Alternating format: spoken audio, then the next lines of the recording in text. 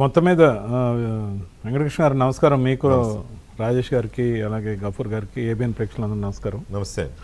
So మొత్తం మీద ఒక విచిత్రమైన పరిణామం ఏంటంటే 4 రోజుల క్రితమే ఏదైతే విజయసాయిరెడ్డి గారికి ఈడీ ముందు హాజరవ్వమని నోటీసులు ఇచ్చారు, దాని తర్వాత ఆయన పెట్టిన సెన్సేషనల్ ట్వీట్ కానీ దానికి సంబంధించిన చర్చలు అన్ని ఛానల్స్లో డిబేట్లలో రకరకాలుగా చర్చకు రావటం కానీ ఏదో జరగబోతుంది ఖచ్చితంగా. ఈడీ ఎంక్వైరీ ముందు ఆయన అంతకుముందు చెప్పిన వాటికి మించి ఎకనామికల్ అఫెన్సెస్ ఏదైతే మనీ ట్రాన్సాక్షన్ గురించి విదేశీ లావాదేవీలు కానీ వైలేషన్స్ కానీ ఏదైతే ఎన్ఫోర్స్మెంట్ డైరెక్టరేట్ ఎప్పుడు కూడా ఫైనాన్షియల్ లావాదేవీల్లో వైలేషన్స్ ఉంటే ఖచ్చితంగా వాళ్ళు నమ్మకంగా వాళ్ళు నమ్మితే చాలు వాళ్ళని నమ్మితే ఎవరినైతే కావాలంటే వాళ్ళని అరెస్ట్ చేయొచ్చు, లిఫ్ట్ చేయొచ్చు.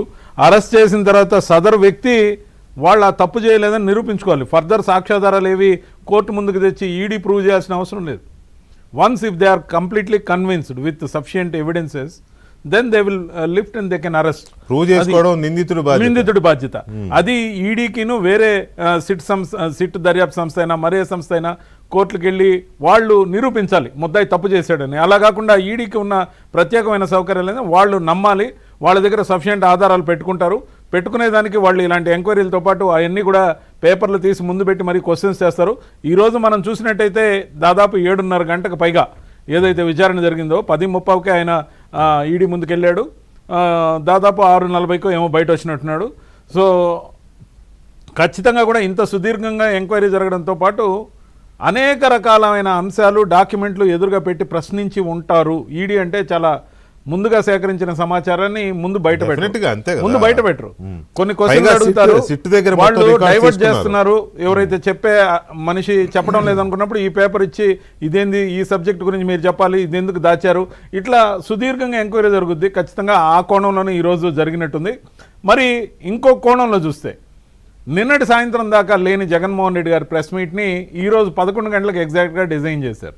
ఆ డిజైన్ చేసిన దాంట్లో సబ్స్టాన్షియల్ అంశాలు ఏమైనా ఉన్నాయంటే ఒక దళిత వ్యక్తి చనిపోయిన దాని గురించి ఎప్పుడైనా ప్రస్తావించవచ్చు, లేదంటే ట్వీట్ ద్వారా ప్రస్తావించవచ్చు, లేదా అప్పటికప్పుడు బయట ద్వారా ప్రస్తావించవచ్చు. అలా కాకుండా ఈరోజు ల్యాండ్ టైటిలింగ్ యాక్టు, పుస్తకాలు, లేకపోతే వాటి మీద బొమ్మలు, లేకపోతే కలర్ మార్చారు, 20 రూపాయల కమిషను, యూనిట్కి 4 రూపాయల 67 పైసలు ఏదో కొట్టేస్తున్నారు, లేకపోతే ఆ రేటు చాలా ఎక్కువ. ఏదైతే విద్యుత్ స్కామ్ గురించి ఎంత తక్కువ మాట్లాడితే అంత మంచిది. ఎందుకంటే నేను నోరు తెరిస్తే అన్ని సంచలనాలు అవుతాయి. విద్యుత్ స్కాము ఈ దేశంలోనే అతిపెద్ద స్కామ్. ఇంకో రోజు మాట్లాడతాను, సబ్జెక్ట్ డిబేట్ గాను.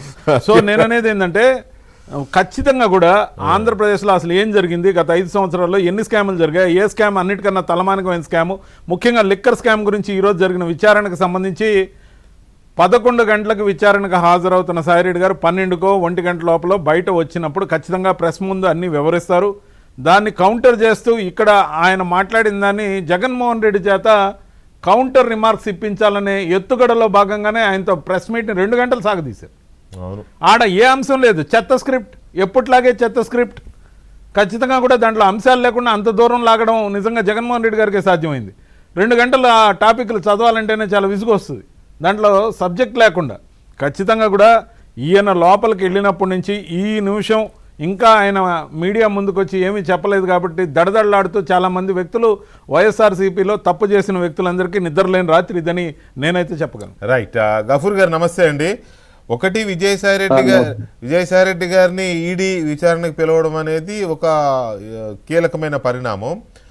రేపు మిథున్ రెడ్డి గారిని పిలిచి ఇవాళ ఈయనని పిలవడం అనేది రెండవ కీలకమైన పరిణామం. ఈ విజయసాయిరెడ్డి గారు విచారణకు వెళ్తున్నాడు, మళ్ళీ ఏం చెప్తాడు అనే